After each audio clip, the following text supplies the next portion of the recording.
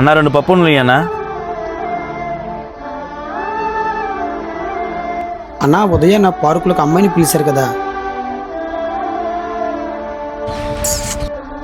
Hello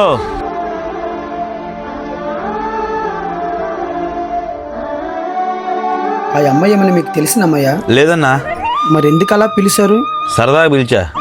నీకు పెళ్ళి అయిందని అనుకుంటాను. అయ్యిందన్నా, 2 పిల్లలు ఉన్నారు. నీకు అక్క చెల్లెలు ఉన్నారు కదా. ఉన్నారన్నా. రేపు పొద్దున మీ వైపు మీ అక్క చెల్లెలు రోడ్డు మీద వెళ్ళినప్పుడు ఎవడైనా అలా పిలిస్తే ఎలా ఫీల్ అవుతారు?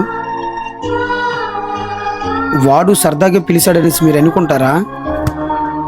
ఆ విషయం మన దాకా వచ్చేసరికి మనకేదో తెలియని కోపం ఏర్పడిపోతుంది.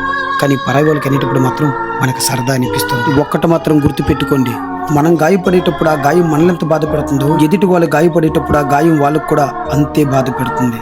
అది తెలుసుకున్న రోజు ఈ సభ్య సమాజంలో ఎవరిని బాధ పెట్టరు, ఎవరి వల్ల ఎవరు బాధపడరు.